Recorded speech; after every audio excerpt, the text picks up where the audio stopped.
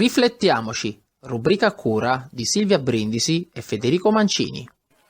Allora, su Riflettiamoci cosa vogliamo dire? Allora, questa volta voglio parlare di un argomento tranquillo, le vacanze, visto che comunque ormai siamo a primavera, non manca tanto, è vero comunque sì che le vacanze si possono fare sempre durante l'anno senza problemi, però è pure vero che di solito verso questo periodo si comincia a progettare, a prenotare, a pensare su varie mete o su una meta sola per quanto riguarda le vacanze estive, che è meglio mare, montagna, magari farlo tutte e due, in che periodo anche andare. E per niente, io per esempio preferisco molto il mare, soprattutto l'estate, a prescindere, soprattutto in bassa stagione.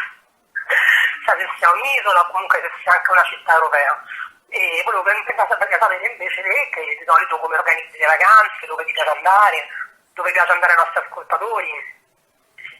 Sì, anche a me piace molto il mare, chiaramente dipende anche dalle abitudini di quando uno è cresciuto, essendo abituati alla città di mare, è naturale che viene spontaneo decidere per il mare, ma anche la montagna ha il suo fascino. Per quanto riguarda le vacanze, io suggerirei, cari amici di Be Free, di non andare sempre come solito, chiaramente per chi ha il lavoro, per tutti quanti, ci sono le ferie canoniche, ma io invito soprattutto a fare i mini weekend, che sono quelli più rigenerativi, anche con tutta la famiglia, perché no, come fanno gli svedesi inglesi, mettono i figli incappucciati e si avviano.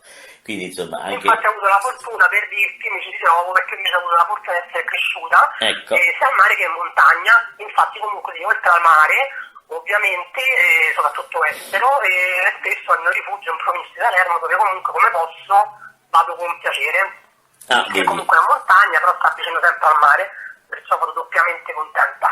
Anche perché qui in Italia abbiamo dei bellissimi paesaggi tra mare e collina che non sono mai valutati perché vanno le grandi medie, ma io invito sempre, anche questo è uno spot turistico, ad accogliere sempre la nostra bella penisola, anche se è chiaro fare delle visite all'estero è anche un momento di scambio culturale.